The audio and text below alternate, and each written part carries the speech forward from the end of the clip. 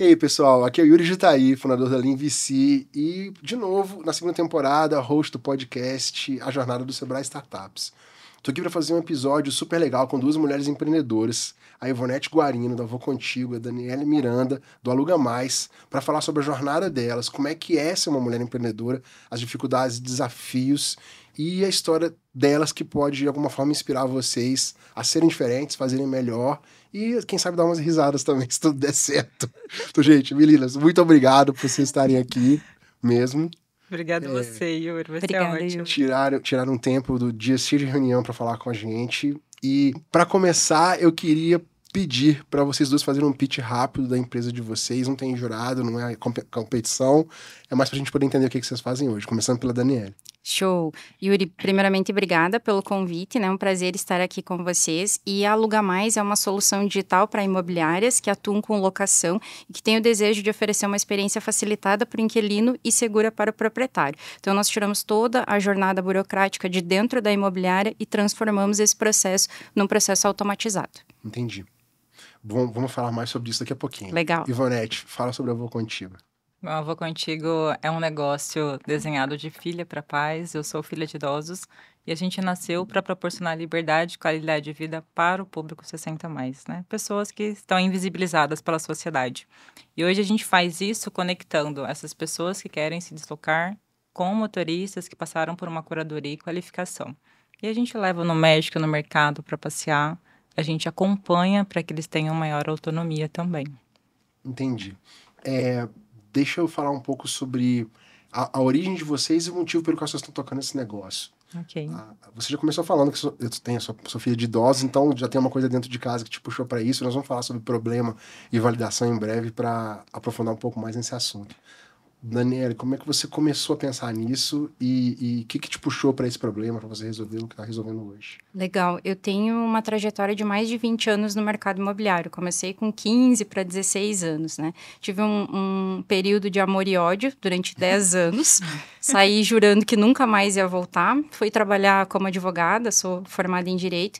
E é uma cachaça, né? E aí eu voltei. E quando eu voltei para o mercado, eu entendi que estava tudo igual. Do momento que eu tinha saído. Eu falei, não, gente, eu amo isso aqui, eu amo resolver problema, e locação é problema atrás de problema, só que não dá para ser essa dificuldade, não dá para ser tão difícil, porque a gente tem que ganhar dinheiro, né? Não adianta ficar só trabalhando, tem que ganhar dinheiro. E aí, em 2016, eu entrei numa empresa em Passo Fundo, Rio Grande do Sul, que é a cidade que eu sou natural, e eu transformei digitalmente essa empresa. E aí, em 2020, é que veio a virada de chave. Por quê? Outras imobiliárias me procuravam para saber o que a gente tinha feito, que a gente continuava performando na pandemia, mesmo com todo o mercado fechado. E ali eu entendi, opa, isso aqui é muito grande para a gente deixar aqui dentro de uma cidade de 200 mil habitantes do interior do Rio Grande do Sul. E aí a Aluga Mais nasceu. Eu vou falar sobre as coisas especificamente da cidade de Passo Fundo, que eu quero puxar um assunto sobre isso. Legal. Você tinha um problema muito dentro de casa. Você tem alguma formação, uma coisa que te leva para esse lado? Ou você simplesmente falou, eu vou resolver esse problema um dia? A pessoa é bem abusada, né? A minha formação é Ciências Contábeis. Entrei na faculdade muito jovem, passei com 17 anos, né? Amava contabilidade e me dediquei a isso durante um tempo. Mas quando eu me tornei mãe, eu vi a necessidade de tomar decisões. Então, eu já empreendo desde a época da faculdade. E aí tocava a contabilidade, tocava outro negócio, que era a venda de cosméticos, de beleza e bem-estar. E aí um filho, a gente faz o quê? Toma decisão, né? E eu falei, bom, não dá de eu tocar esses 3 projetos ao mesmo tempo. Eu vou me dedicar à maternidade e vou experimentar o empreendedorismo de forma mais intensa, vamos dizer assim. E aí ali eu senti uma liberdade que eu nunca tinha tido enquanto CLT. E eu fui desenvolvendo esse negócio dentro da área da beleza, até que em 2019 eu falei, preciso mexer alguma coisa, vamos fazer o quê? E eu comecei a olhar para o mercado em busca de oportunidade, não encontrei nada interessante, e o meu novo negócio, ele tinha 2 premissas básicas. Ele precisava ser sustentável financeiramente falando, e ele precisava estar alinhado com os meus valores pessoais. Não abria mão disso. E aí, nessa busca de o que eu vou fazer da vida, a minha psicóloga perguntou, você já pensou em fazer alguma coisa para idosos? Sei lá, às vezes eles querem sair e não tem quem leva. E eu falei assim, gente, nunca pensei. E quem era a Ivonete da época? Já falei que eu sou filha de idosos, na época eu cuidava de um familiar com Alzheimer. Então, eu era imersa, completamente imersa na dor, mas eu nunca tinha olhado para o problema com esse olhar de negócio realmente. E essa pergunta foi o start para eu pesquisar. Então, isso aconteceu numa quarta. Na quinta-feira, eu passei o dia no Google pesquisando o que tinha no mercado para pessoas idosas. E aí, eu percebi o que eu já sabia enquanto consumidora. Ninguém está pensando em nada para pessoa idosa, ela está ali num cantinho jogado realmente. E aí, na sexta-feira, rascunhei a Vou Contigo. É um escrito que eu tenho até hoje, né? Coloquei num papel e fui para cima. Sem informação, não era da área de inovação, não sabia nada de startup, nem de mobilidade, nem de longevidade. Eu falo assim que eu estava no -10. Mas aquilo ali me tocou profundamente, né? Então, eu tive a ideia de manhã, à tarde, eu estava no Sebrae falando, olha, eu tenho essa ideia aqui, o que eu faço com isso? E aí, a jornada a gente termina de contar agorinha. Aí você imagina o pessoal do Sebrae recebendo gente o tempo todo falando isso pra eles, né? Coitado do gestor que recebe esse tipo de demanda e fala assim, bom, o que eu faço com esse menino? Essa questão tem pé em cabeça aqui, que normalmente a gente faz uma startup para ser uma coisa inovadora, diferente, chegar lá com uma ideia super diferente, ela é tão diferente que o cara fala... Será que isso rola? Será que eu dou sobre? Eu vou atender, eu quero entender, mas será que isso aqui é muito difícil, essa ponta, esse começo assim lá embaixo? Sim. E vocês vêm de cidades que a gente pode falar que são fora do eixo, né? Cuiabá e Passo Fundo. Vocês não estão na efervescência de São Paulo, não estão fazendo encontros de empreendedores todo dia de noite, vocês estão fora dessa bolha, assim. Como é que foi? E no caso da Daniela, você nem era, não estava preocupando em startup, nada disso, né? Como é que foi para vocês entender que startup era o caminho, que esse formato de tecnologia digital, escala, ia fazer diferença para vocês? Me fala como é que foi no seu caso. Eu me conecto muito contigo na questão de não entender nada de startup, porque eu vinha do mercado extremamente tradicional e até, de um certo modo, conservador, né? Na minha região, as imobiliárias, elas são passadas, né? De geração, de pai para filho, é um negócio muito familiar. Então, eu realmente não conhecia essa estrutura. Quando eu consegui trazer um pouco de tecnologia para dentro da imobiliária, em 2016, eu comecei a buscar referências no mercado, porque não existia no mercado, né, imobiliário. Então, eu busquei empresas como fintechs, que já estavam ali a passos largos, digamos assim, Nubank, Inter, né? Então, tinha algumas empresas que estavam resolvendo um problema antigo de uma forma diferente. E aí, eu descobri que elas eram uma startup. Aí, eu fui e bati na porta do Sebrae. Sebrae, como que funciona isso e tal? E aí fui sendo direcionada para alguns programas, né? Como o Capital Empreendedor, o Inovativa, né? E esses 2 programas, eu fiz os 2 meio que no mesmo período ali, eu entendi que eu tinha um negócio de base tecnológica, né? De crescimento escalável, que eu podia atender o Brasil inteiro, porque não o mundo inteiro, né? E ali, primeiro, me assustei, né? Tomei um choque, falei, opa, porque foi assim, em 2021, em 3 meses, a gente bateu a meta que a gente esperava para um ano inteiro. Eu falei, isso aqui não é normal.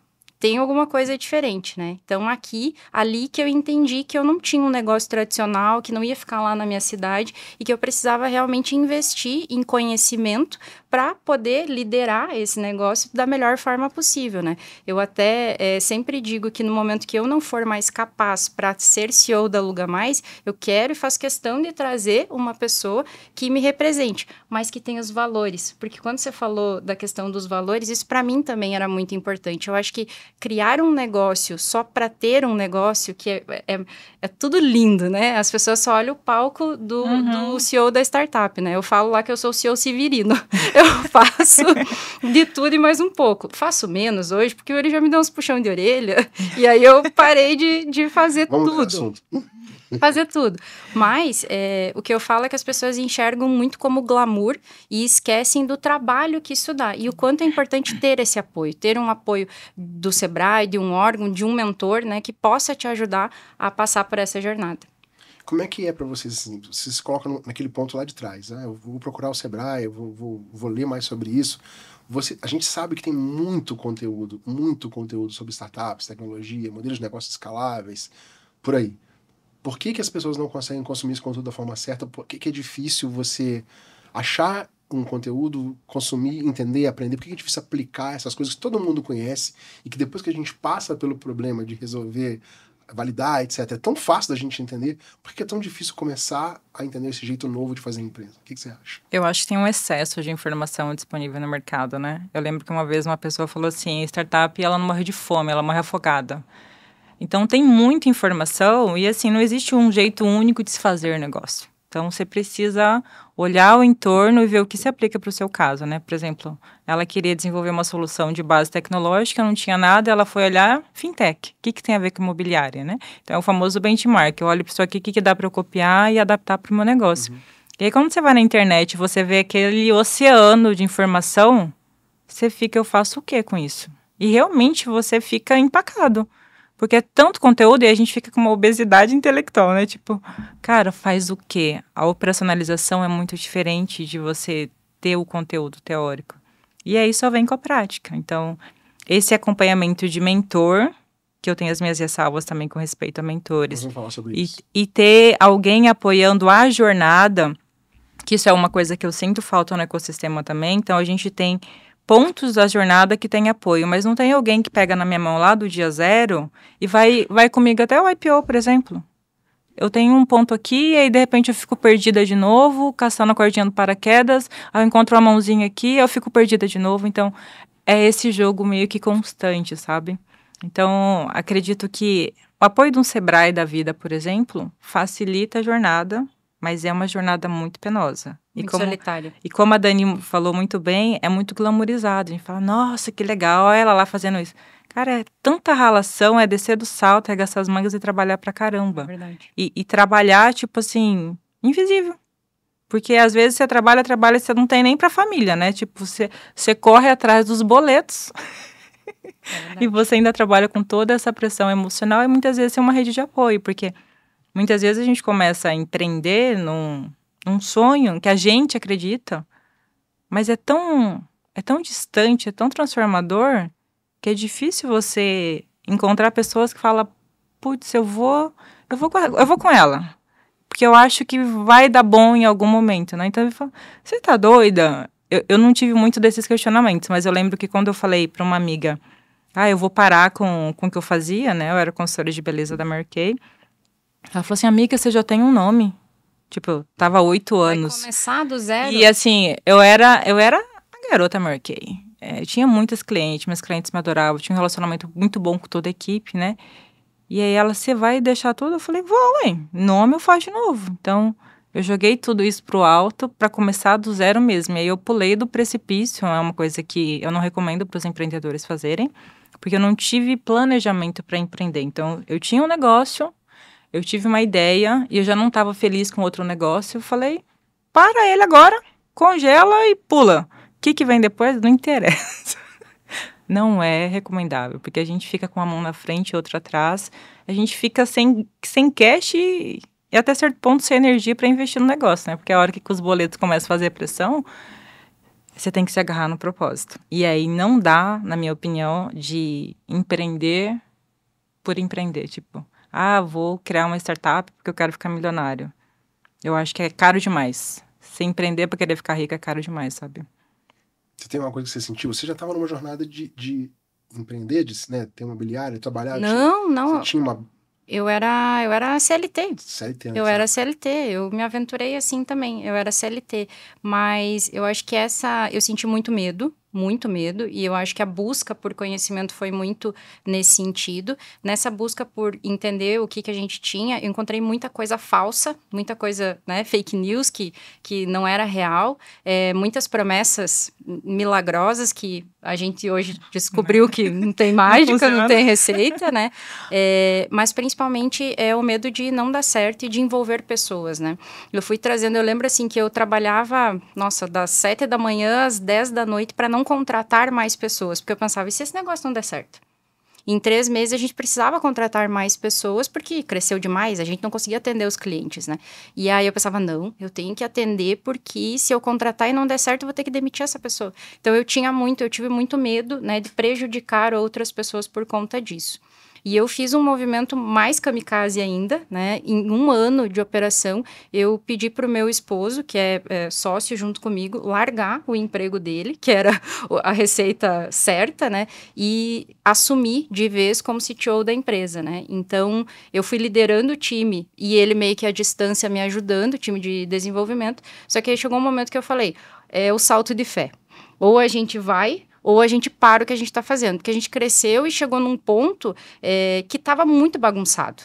A operação estava muito suja. Então, ou a gente arrumava aquilo, ou a gente parava de vender. Só que eu estava vendendo super bem. Eu falava, não posso parar de vender, eu tenho que arrumar isso. Então, eu fiz esse salto kamikaze. Eu falei assim, ó, larga aí, pede demissão e vem trabalhar comigo.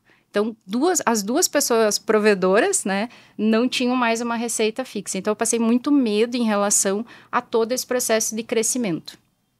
Como é que vocês acham que para a mulher é mais complicado passar por isso? Assim, a gente brinca sempre, né, que esse meio é um meio muito de homem, branco, né, com acesso a networking, bem educado. Por que essa jornada é mais difícil para a mulher? O que vocês sentiram isso por esse ponto de vista?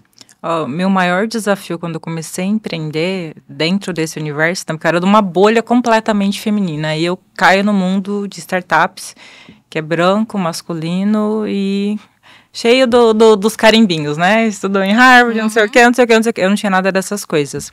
Então, me sentir pertencente a esse ambiente foi extremamente desafiador, porque eu olhava para tudo aquilo e falava, isso não é para mim.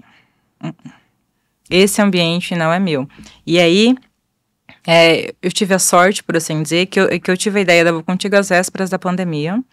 Então, apesar de estar em Cuiabá, eu acessei muitos programas virtuais, porque tudo migrou para um online. E aí eu surfei a onda que estava no momento, né? Então, eu acessei muitos programas nacionais, eu fiz acelerações conhecendo gente do mundo inteiro. Mas ainda assim, sempre era branco, masculino. E aí eu olhava para aquilo me doía pra caramba. Eu falava, definitivamente aquilo não é o meu ambiente. E aí o que eu fiz para conseguir lidar com essa dor que me fazia empacar? Foi me fortalecendo enquanto empreendedora, #terapias, lendo material sobre empreendedorismo feminino, sobre mulheres que se destacaram, porque aí você enxerga que não é um problema com a Ivonete. Não é um problema pessoal, né? É um problema social.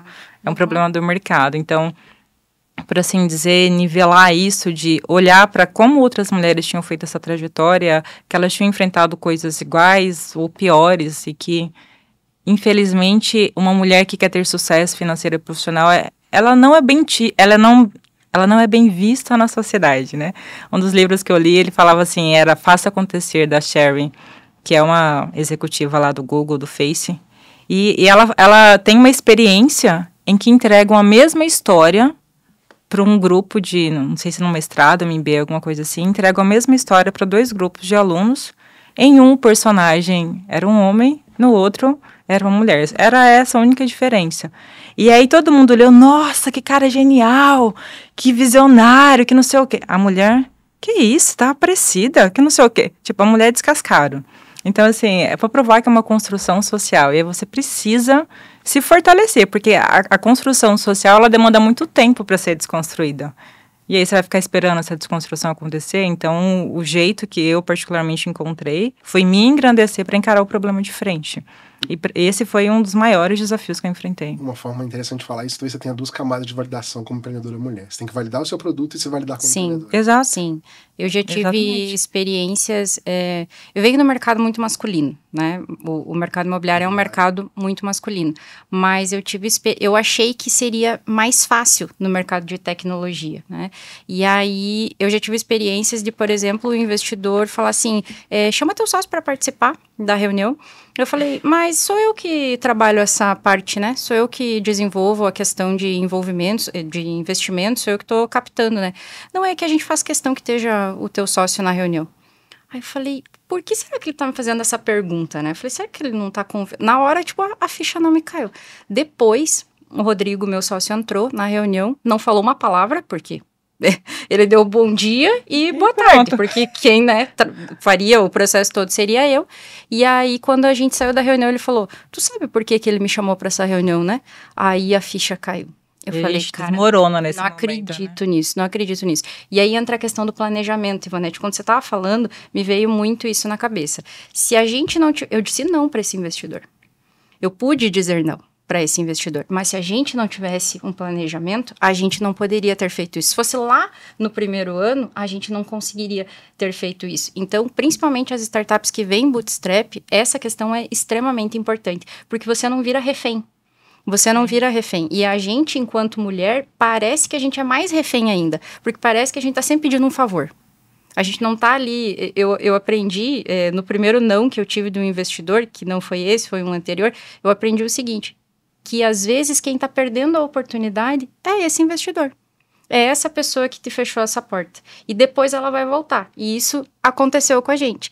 Então, a gente precisa, e é muito difícil, por todo o histórico que a gente tem, né, de ser diminuída, de ter essa capacidade reduzida, a gente precisa, todos os dias, se provar, primeiramente, para a gente, que a gente é capaz, para depois ainda provar para os outros que a gente pode fazer o que a gente está falando. É uma mudança de mindset bem pesada, viu? Tenho até uma experiência relacionada a isso. Como essa mudança de chave, ela é importante. Eu desenvolvi Vou Contigo sozinha. Então, a gente nasceu às vésperas da pandemia. Quando eu fui para o mercado fazer um teste de mercado, 45 dias depois a gente entrou em lockdown. Eu falei, vou fazer o quê? Vou estudar, né? Eu falei, vou aproveitar isso. Eu tinha clientes que já estavam fazendo o teste ali, validando a minha solução. Mas eu considerava incoerência incentivar uma pessoa idosa a sair de casa por qualquer que fosse o motivo, então eu resolvi suspender. E aí eu comecei esse processo de realmente estudar o mercado, comecei a fazer as acelerações. E eu desenvolvi um negócio sozinho, porque era o que eu tinha. Ou eu desenvolvia sozinha, ou colocava na gaveta. E eu sou uma pessoa muito executora. E isso me preenchia, era um foguinho aqui dentro. Falei, cara, eu vou tocar esse negócio. E durante muito tempo eu tinha vergonha de falar isso. Que tipo, você vai falar pro investidor que você é founder solo? Founder solo, lá da Cuiabá. não vou falar a palavra. Lá de Cuiabá. Preta, empreendendo para invisíveis. Então, eu tô inserido numa série de interseccionalidades. E aí, quando eu ia falar para alguém, eu sou founder solo, eu me diminuía. Eu lembro que uma das acelerações que eu fiz, que foi assim, a que mais me empoderou, foi a da Black Rocks, que é uma aceleração direcionada para pessoas pretas. E aí um dia eu falei alguma coisa assim, numa mentoria. Eu falei assim, é porque só eu no time. Aí a Beth falou assim, Ivonete, me cortou. Eu falei, Ivonete, olha aqui pra mim. Você nunca mais você vai falar isso. Porque você tá falando aí que você é sozinha, mas você tá vendo que lá todo mundo acha você massa demais? Todo mundo admira porque você é sozinha. Mas ainda não foi minha virada de chave, mas eu levei esse tapão na cara, né? E aí, no decorrer do tempo, eu fui entendendo, cara, por que eu tenho vergonha de ter criado um negócio sozinha contra todas as impossibilidades? Não vinha do ecossistema, não tinha know-how, não tinha dinheiro, não tinha sócio, não tinha nada. Eu desenvolvi um negócio de mobilidade numa época que as pessoas não se moviam. E eu tinha vergonha disso. Até que eu falei, cara, não faz sentido, essa vergonha não cabe em hipótese nenhuma. E aí foi uma mudança de chave na Ivonete de, você é muito top, querida. Vai, porque você construiu isso, e você construiu isso contra todas as impossibilidades. Sem apoio, você pode ir muito além. Mas essa virada de chave, ela leva tempo. E é complexa. Tem mais mulheres do seu lado, próximas de você, falando isso pra você antes, teria ajudado? Assim, o relato que você está tendo agora, se a gente tivesse mais empreendedoras mulheres ouvindo isso, você acha que... Como é que a gente consegue ampliar um pouco mais? Existe alguma coisa que você participa, como um grupo de apoio, ou o próprio Black Founders Fund, esse pessoal que trabalha, ou mais diversas to watch, de algumas organizações que trabalham com apoio, que juntam essas pessoas. Vocês participam de alguma coisa desse tipo? Eu participo de 3 grupos, Mulheres do Mercado Imobiliário, Ladies in Tech, que é lá do Rio Grande do Sul, e o Mulheres ao Cubo. E é extremamente importante, assim, é transformador, né? A gente escutar, tô apaixonada pela história dela, você bem me avisou. Falei pra você que você tinha que esperar. Bem me avisou, tô apaixonada pela história, pela solução. Muito obrigada por ter a oportunidade de conhecer uma mulher tão incrível. E faz toda a diferença a gente ouvir essas histórias, porque assim, quando a gente tá lá se sabotando, né, pensando assim, por que eu fui fazer isso? Aí vem alguém e conta a sua história e conecta contigo, você fala, eu também posso, eu também consigo. Isso faz muita diferença. Eu participo da Bitumami desde o comecinho. Eu sou apaixonada pelas meninas. Da Black Rocks a gente teve uma ligação mais forte durante um tempo. Hoje tá meio esfriada, mas não morreu. O tempo que eu fiquei aqui no Cubo, eu fiquei bem próxima do pessoal do Afro Cubo também. Então, esses contatos, eles são importantes, ajuda muito. Mas existe algo que é a jornada do empreendedor. Eu lembro que ano passado eu estava conversando com, acho que é o Nilson, daqui do Cubo. Ele falou, Ivonete, tem a jornada do founder, tem a jornada do negócio. Então, nesses 3 anos que eu fui tocando a Vou Contigo, eu acho que a principal jornada não foi da Vou Contigo, foi da Ivonete. Da Ivonete se conhecer, se permitir enxergar todo o potencial. Porque a gente é tão massacrado, tão invisibilizado o tempo todo, que a gente começa a duvidar da gente. E aí, pra você falar assim, mudar essa chave de não, eu posso, é muita construção, muita intencionalidade. Então, você tem que fazer esse esforço consciente de que você vai mudar aquela chave e que vai ser diferente, sabe? Então, essa rede de apoio é ótima, mas precisa ter essa intenção de, pelo menos, não sei como eu vou fazer, mas eu quero virar essa chave, porque do jeito que tá, não tá certo. Que é muito interno, né? É eu tomar essa decisão de, vou fazer o que eu precisar fazer para mudar isso que não tá legal. O Sebrae tem um programa Sebrae Delas, que tem vários eventos que eles estão ativando. Você chegou a participar? Já participei. Muito legal. Lembro de você lá. E acho que é muito importante ter... É como se fosse... Assim como a gente fala, toda startup tem que ter IA, hoje em dia é assim, né? Todo grupo de empreendedorismo, toda iniciativa relacionada a empreendedorismo, startups, tem que ter uma visão para esse lado. E com relação a investidores, vocês comentaram um pouco sobre investimento, né? Você já conversou com investidores sobre o seu projeto? Já. Como é que foi o feedback? Você já pegou investimento? Como é que funcionou esse lado para você? Nunca peguei investimento até o momento. A maior parte da jornada eu era sozinha, isso era um red flag, né? Era complexo. E ano passado, que eu passei pelo programa da Ansler e tal, o que foi mais questionado no meu negócio era a escalabilidade. Então, todo mundo enxerga que é uma puta solução, que é extremamente necessária. A gente está falando de uma dor real, mas que é muito difícil de escalar isso. Então, se eu escalo isso, eu corro o risco de virar um Uber da vida e eu bato de frente com um player muito importante, aí haja cash para fazer essa manutenção. E aí, se eu mantenho a minha qualidade, é o que eles questionam, tá? Se eu mantenho a minha qualidade, eu acabo ficando muito nichada, meu mercado é pequeno e não é muito interessante para VC. Então, esses foram os feedbacks, assim, mais recorrentes que eu tive, né? Sempre questionando a escalabilidade do negócio e tal. Eu entendo que é complexo mesmo, e nesses 3 anos eu acho que serviu pra gente se tornar uma especialista nisso cara, a gente consegue resolver o problema da mobilidade. Já me perguntaram várias vezes por que mobilidade. Eu falo porque é um problema grande bastante para ser resolvido e ninguém quer peitar a bronca. Porque é para uma parcela da população que a gente quer colocar debaixo da mesa, né? Mas pensando na sobrevivência do negócio, no propósito que a gente tem, que é de dar liberdade para a pessoa idosa, hoje a gente pensa em ampliar esse escopo de atuação. Então, em vez de nos restringir a conectar motoristas e concierge, que é o que a gente já faz, que é a nossa especialidade, a gente quer conectar outros profissionais que também estão olhando para o envelhecimento com esse olhar atento e cuidadoso. Então, a gente quer conectar o geriatra, a gente quer conectar o arquiteto, que tem especialização em gerontologia, a gente quer conectar o personal trainer, que também entende de envelhecimento. A gente quer realmente reunir uma galera que, assim como nós, está olhando para a pessoa idosa como uma pessoa e não como um número, né? Como eu estou no mercado já há quase 4 anos, desde que eu comecei a estudar, é um mercado gigantesco. A economia prateada no Brasil são quase 2 trilhões anuais, é 20% do PIB nacional. E quando a gente olha para o globo, são 15 trilhões anuais. Tipo, é a 3ª maior economia do mundo.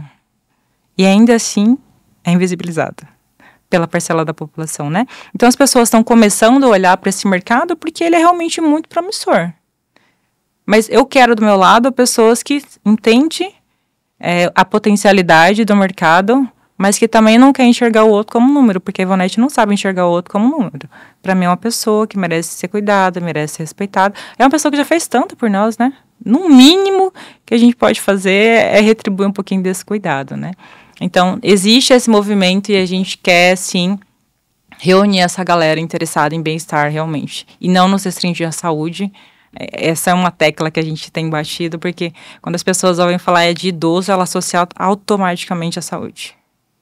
É como se idoso e doença fosse assim, indissociável. E não é. A pessoa idosa é uma pessoa que está velha, que viveu bastante, só isso. Ela tem sonhos, ela tem desejo, ela quer continuar viva, mas a gente, com os nossos estereótipos, com os nossos preconceitos, a gente está matando essas pessoas no pleno sentido, sabe? Então, está sendo talvez uma barreira de mercado essa questão de como a gente se posiciona, porque querem colocar a gente na caixinha de health de qualquer jeito. Porque sim, a gente proporciona qualidade de vida, a gente facilita a saúde, mas a gente não quer se limitar a essa caixinha, porque a gente entende que tem um universo gigantesco ao redor que ninguém está olhando. Tem uma lição para ser tirada nisso que você está falando, que é o seguinte: você não precisa ter investimento para fazer uma empresa boa, grande e rentável, né? Então, eu sei que na fase, no começo da jornada, é muito difícil, porque você precisa contratar gente, mas não vende o suficiente, precisa validar um modelo, mas não tem um parceiro que me dê distribuição. É assim mesmo, mas no seu caso especificamente, crescer sem investimento pode ser uma excelente abordagem para você, porque se detém até onde você quer crescer, você é dona desse crescimento, e eu conheço um monte de empresa que pegou investimento, foi na onda de bater as metas que acordou com o investidor e estragou o negócio por causa disso. Então, eu sei que você perde por um lado por não ter acesso a capital, mas ao mesmo tempo você consegue focar em capital mais específico, que tenha mais interesse em relação com esse propósito. Você é capaz de fazer a empresa crescer e ser uma empresa grande e atingir muita gente, que é o seu propósito, sem o apoio do investidor, que está focado em sim multiplicar o capital dele por 10, 20, 30 em 5 a 10 anos. Sim, e isso necessariamente não é errado, né? Hoje eu não enxergo problema nisso, mas eu acho que a gente pode humanizar esse processo, a gente pode atribuir valor ao que tem valor realmente, sabe? Existe meio termo, acho que existe meio termo. Essa experiência que você teve sobre investimento, como é que foi para você? Você fez o Capital Empreendedor, né? Então, você acabou caindo numa esteira que te ajudou a entender isso um pouco melhor e com um negócio um pouco mais fácil de ser correlacionado com o mercado que já existe, já está em funcionamento. Como é que foi para você essa jornadinha do investimento? Também não foi fácil. Talvez seja porque somos mulheres, né? Eu fiquei pensando se fosse, né, um homem branco com um diploma de Harvard, se o teu negócio já não teria sido investido. Mas eu concordo super contigo sobre essa questão de não captar. Eu acho que aqui volta um pouco do glamour para o investimento, né? Eu acho que o primeiro ponto que tem que ficar claro, e às vezes parece besteira, mas tem gente que não entende, é que o investimento ele vai para o teu negócio, não vai R$1 para a tua conta, né? Então não é, captou 1 milhão e tanto como milionária. Não, muito pelo contrário. Esse dinheiro... Tá com uma dívida. Eu tenho uma captação até hoje, a gente veio bootstrap quase 2 anos. Aí eu entendi que para a gente crescer realmente o que a gente precisava, a gente ia precisar investir, né? E queimar caixa por um período. E aí eu fiz uma rodada em 2023, iniciei em janeiro de 2023, o mercado estava horrível, estava muito difícil de captar, e aí eu parei e fui fazer aceleração. Aí, na aceleração, eu tive real certeza de que eu precisava fazer aquela captação, essa aceleração que foi com Sebrae, Raja Valley e Bossa Nova. Eu entendi que se eu não fizesse essa captação, eu não ia conseguir chegar onde a gente tinha o objetivo, né, no nosso objetivo. E aí eu voltei para o mercado, mas aí eu voltei com uma postura muito mais no sentido de, olha, você vai perder uma oportunidade. Quer entrar agora? Tá barato. Depois vai ficar mais caro. E aí eu recorri, né, a números, a dados, né, porque é aquilo que eu falei, a gente não passa credibilidade, a mulher realmente não passa credibilidade. Então eu recorri a números e o meu pitch se tornou um pitch comercial. Tipo, ó, você está investindo tanto, você vai ter tanto de rentabilidade. Esse é o negócio. E também parei de... eu captava assim, vi um fundo lá, eu ia lá e batia na porta do fundo. Eu foquei. Quem são os fundos que vão agregar no meu negócio? Não só em dinheiro, mas sim em áreas complementares que vão poder me ajudar com conexões, né? Então, eu fui mais para esse lado. Mas eu iniciei a captação em janeiro e eu terminei a captação em agosto de 23. Parei no período da aceleração ali do Inova, deixei em stand-by. 3 meses de captação ativo, vamos dizer assim. Isso, deixei em stand-by e aí no final ali do programa eu retomei os contatos e aí a gente conseguiu finalizar. E aí tem uma coisa que é muito doida. Eu tava com aquele fardo da captação nas costas o ano todo de 2023, né? Tem que captar. Aí eu falei assim, captei agora. Deu uma semana, eu falei, meu Deus, agora eu tenho todo esse planejamento para aplicar e entregar. eu tenho que entregar o que eu falei lá para o investidor que eu ia entregar. Então, assim, não tem um minuto de paz. Quando pressão, passou o peso da captação, comemorei 2 dias, no terceiro dia, vamos trabalhar de novo, porque tem que entregar os resultados. E isso que ela falou é bem interessante, porque eu também fiz Capital Empreendedor. Eu sou a rainha das acelerações, não recomendo, tá? Mas... Eu também não, mentira, recomendo sim. Eu fiz Startup e Bitmom ao mesmo tempo, que foi em 2020. Em 2021 eu passei pela Distrito e Inovativa e BlackRock para finalizar. E eu falei assim, cara, eu tô à beira de um surto, eu quase surtei realmente. Eu falei, chegou. Então foram 5 acelerações em 16 meses, super pesado, e acaba que a gente não tem tempo de operacionalizar tudo que a gente ingere ali, né? Fica com obesidade e trava o negócio. Mas aí, em 2022 surgiu a oportunidade do Capital Empreendedor e eu tinha assim um bloqueio com o investidor, me dava muito medo de eu chorar. Eu entrava em pânico, realmente, né? Eu falei, eu vou aproveitar essa oportunidade. E uma coisa que aconteceu durante o Capital Empreendedor, que eu aprendi, foi que eu preciso escolher o investidor. Então, a gente sempre parte da premissa que, tipo, é ele que vai selecionar as startups que fazem mais sentido. Mas, na verdade, a gente, enquanto empreendedor, a gente precisa se posicionar e falar assim, tá, eu quero você aqui. Você é interessante, você agrega, você vai abrir portas. Por que você, sabe? Sabe aquela entrevista ao contrário? Por que você? E essa era uma visão que eu não tinha até passar pelo programa do Capital Empreendedor. Então, eu não fui para a final, não recebi investimento, mas ele me fez essa virada de chave de entender que eu também preciso fazer minha seleção e que dinheiro por dinheiro é muito caro. Com certeza. Então, eu preciso fazer essa seleção de forma muito assertiva, realmente, né? De realmente olhar com escrutínio, com uma lupinha ali para o investidor, para ver se ele faz sentido para o meu negócio ou não. Porque, às vezes, eu coloco uma pessoa que, em vez de somar, ela diminui, ela mata o meu negócio. E aí, valeu a pena, né? Então, caro demais. Eu te conheci aqui no Cupo, numa passada rápida que eu dei aqui, estava na época no Bet da Anta, né? Isso. Como é que foi para você sair de Cuiabá e vir para São Paulo fazer Anta? Como é que foi o processo de aplicar e passar e fazer isso? Eu lembro que eu soube da Antler, quando eles estavam chegando, um amigo mandou para mim, falou, Nete, dá uma olhadinha aqui, eu acho que pode ser interessante para você. Aí eu li a matéria, eu falei, isso aqui não é para mim não. Ele falava lá que estava procurando ex-funcionários de grandes big tech, não sei o que. Eu falei, isso aqui não é pra mim não. E deixei, né? Só fiz isso. Aí, quando foi no final do ano, eu participava da Inovinal, eu era mentora lá. Eu tava ali na plataforma e eles recomendaram. Tá tendo o bet da Anta, a gente recomenda que não sei o quê. Aí, eu olhei para aquele negócio. Falei, vou arriscar. Vou me inscrever. E aí, eu me inscrevi e, para minha surpresa, eu fui selecionada, né? Aí foi pro processo da entrevista e tal, até que recebi a notícia. Foi selecionada, vem para São Paulo. Cara, foi uma transformação de vida, na verdade, né? Eu estava sem trabalhar no escritório há 8 anos. Trabalhava de casa, né? A gente tinha acabado a pandemia, então eu estava mais reclusa ainda. Nunca tinha tido esse contato com empreendedores de startup na vida, porque, tipo, a Vou Contigo nasceu na pandemia, praticamente, então... sem eventos, sem esse tete-a-tete, sem esse network que a gente tem aqui.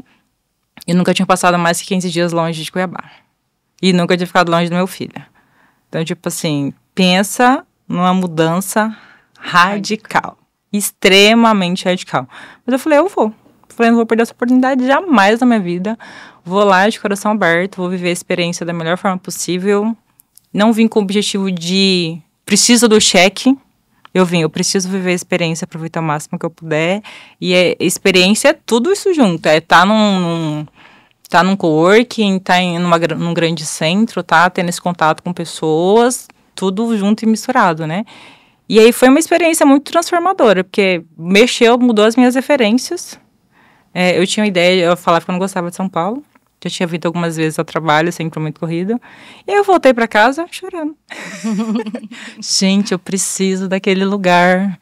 E aí, tipo assim, a Vou Contigo foi questionada a escalabilidade durante do programa, né? Esse foi o motivo pelo qual foi reportado que não iria investir e tal. E isso me ajudou a pensar, como que eu torno o meu negócio mais escalável? Já que eu não quero abrir mão da mobilidade porque é um problema muito importante. É um problema que desencadeia um monte de outros problemas. Não abro mão disso. Como eu torno meu negócio mais escalável? Foi aí que, depois de muito pensar, a gente chegou nessa de conectar outros profissionais, que é plug and play, né? Então, eu facilito muito, consigo dar uma escalabilidade para o negócio como um todo, enquanto eu cuido de uma área específica que demanda mais cuidado. Então, foi essa virada de chave. E aí, eu voltei para casa em junho, falando, eu volto em janeiro para São Paulo, que eu preciso estar ali. Assim, infelizmente ou felizmente, é onde tudo acontece.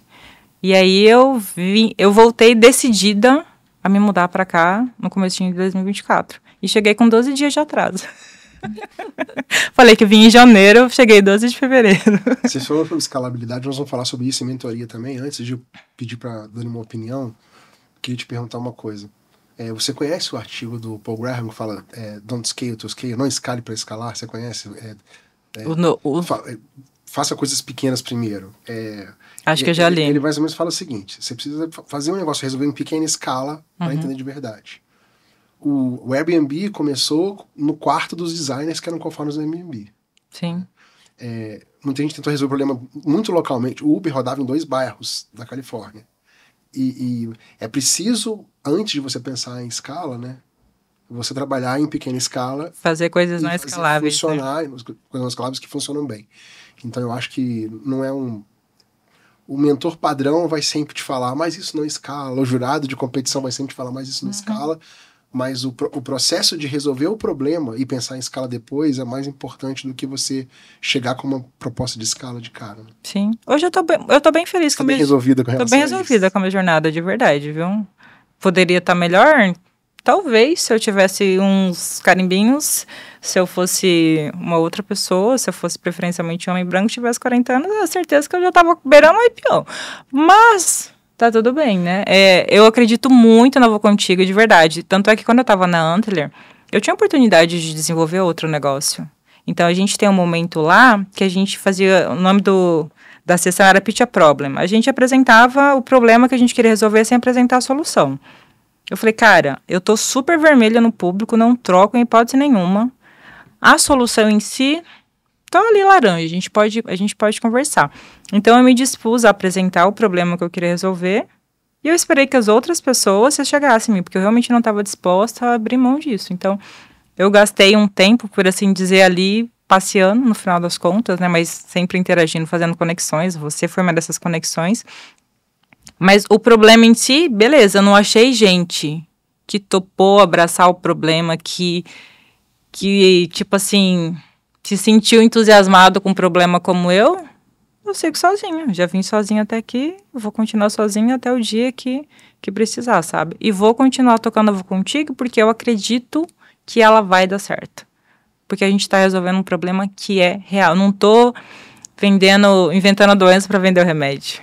Eu tô pegando um problema que é grande, que é gritante, que é uma dor latente, tá? Ela é uma fratura exposta, mas que a gente finge que não tá vendo. Eu sei que uma hora vai ter essa virada de chave, e a hora que tiver essa virada de chave, eu já vou estar na frente de todo mundo. Você tá na busca de como resolver esse problema. Exatamente. O artigo do programa é Do Things That Don't Scale. Faça coisas que não escalam. Eu já li, já li. Agora eu lembrei. E você, Dani, você sentia essa necessidade, essa obrigação de escala, essa coisa de se aperto, essa pressão? Estou sentindo neste momento. Me conta. Esse ano, né, o nosso a escala agora. Essa camisa dela escalada agora é outra. Eu falei, eu preciso motivar uma galera, né? Porque assim, eu só vou falar notícia ruim, ó. A meta é 3 vezes o ano passado, eu tenho que motivar. A gente fez, né, um kick-off com o time no início desse ano, porque esse é o objetivo para os próximos 2 anos da Aluga Mais, né, entrar em escala, né, a gente veio aí no processo de olhar muito ano passado para dentro da operação, né, para azeitar ali os processos, né, e começar, né, esse movimento de realmente dobrar o tamanho, triplicar o tamanho. E aí é um peso gigante, né? O que a gente tenta resgatar, assim, todos os dias, né? Eu tento trazer isso para mim e para o time também. Eu acho que nunca foi tão importante ter um time ao meu lado. Acho que isso é extremamente importante, porque assim, você falou do sonho, né? A gente acredita no nosso sonho, né? Mas como que a gente convence outras pessoas a também acreditar nisso, né? E eu falo que eu fui picada pelo bichinho do propósito. Isso é péssimo, porque eu vou morrer trabalhando por causa desse propósito. É horrível, eu quero transformar esse mercado. E cada vez que alguém conta para mim a sua história de dor com uma locação, eu falo, cara, meu propósito tá mais firme Precisa aqui. seguir, né? Tá mais firme dentro de mim.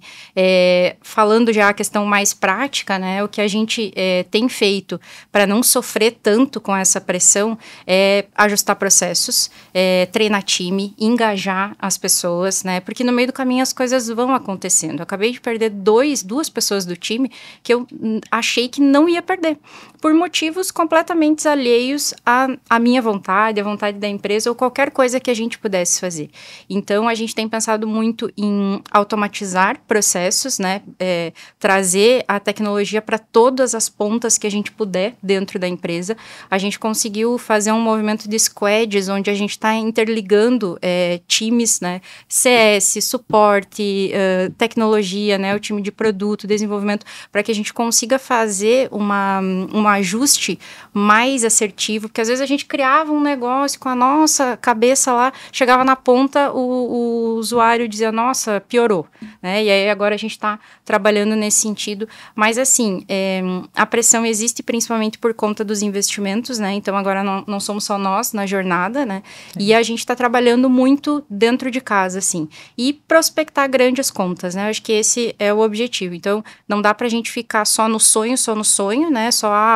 A galera tá todo mundo unido, a escalada agora é outra e tal, se a gente não fizer o nosso dever de casa, né? Então acho que esse ano a minha vinda para São Paulo e estar aqui dentro do Cubo é muito estratégica por conta disso, né? É um movimento bastante difícil mudar, né? Eu falei que eu achei que eu ia me adaptar muito melhor, assim, mas estar longe da família, estar longe de casa, tem um impacto aí que a gente tem que trabalhar, tem que administrar, mas as oportunidades que a gente está tendo aqui dentro do Cubo e com toda a jornada que a gente teve em 2023, que foi também um processo de aceleração Startup SC no Cubo, né? A gente tem conseguido enxergar muito mais valor, muito mais vantagem em estar aqui, fazer esse movimento de mudança do que a parte negativa, né? Então, para a gente, em termos de empresa, está sendo bastante importante. Principalmente por conta da logística, né? Porque eu ficava numa cidade muito distante, então o voo era limitado e tudo mais. Aqui é tudo mais fácil, tem um acesso muito mais fácil, né? Então, em momentos diferentes, na caminhada da empresa de vocês estão buscando São Paulo como sendo o ponto de apoio para poder buscar novas oportunidades e crescer, né? Uma das coisas que eu também estou olhando para esse ano é atender B2B.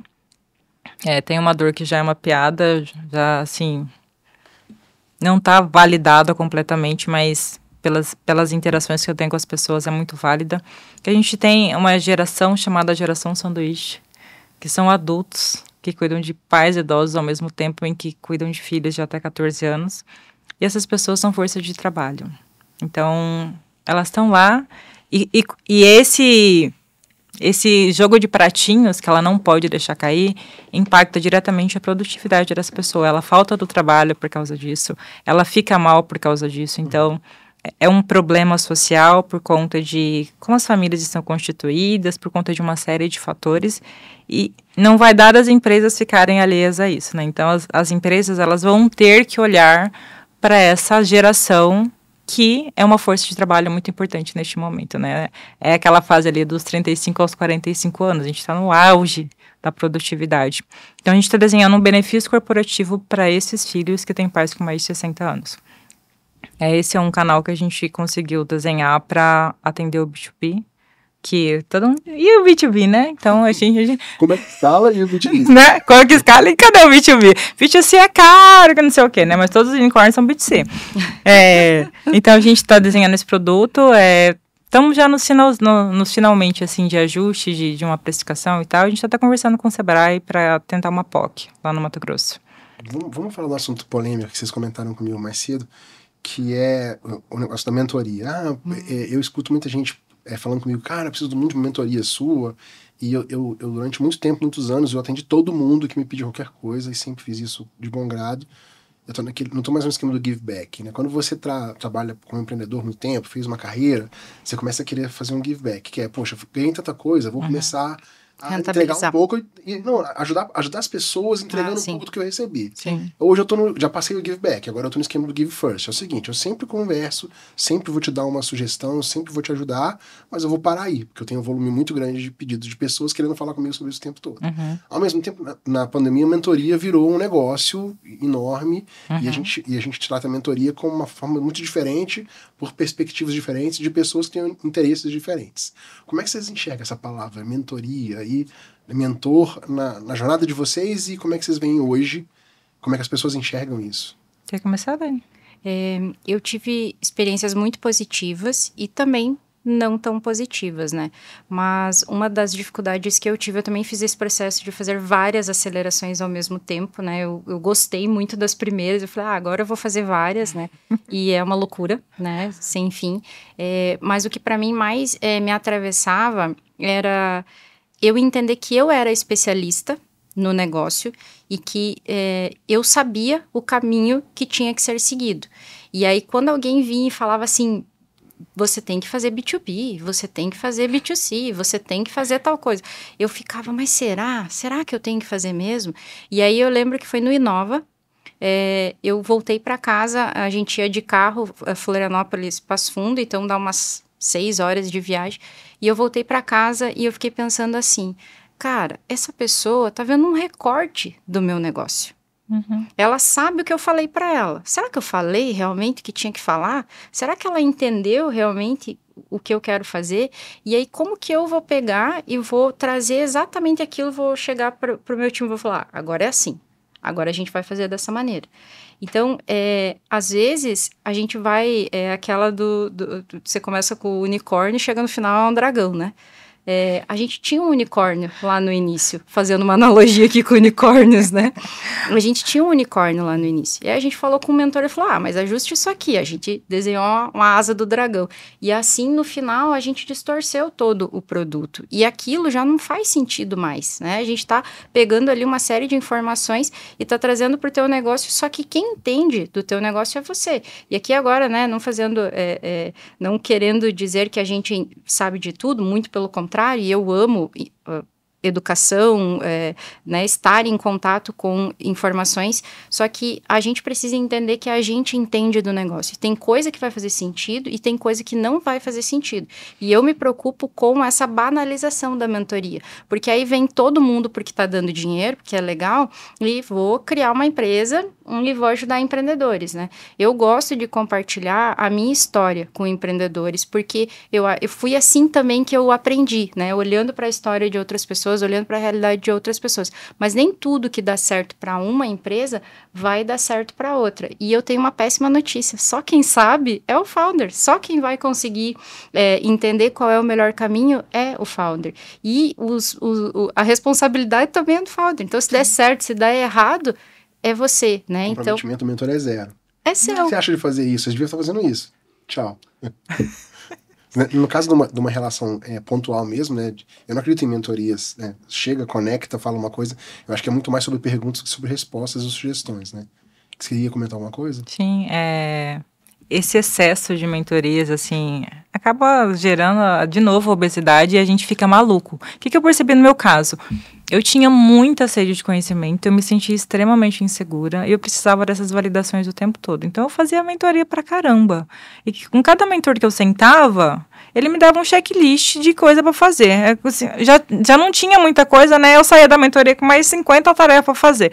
Aí eu falava com outra pessoa, eu saía mais com 50 tarefas. Eu falei, Jesus, não vou dar conta de nada, nem do que eu já tinha, nem do checklist que eu acabei de obter, porque eu acionei essa mentoria dessa pessoa.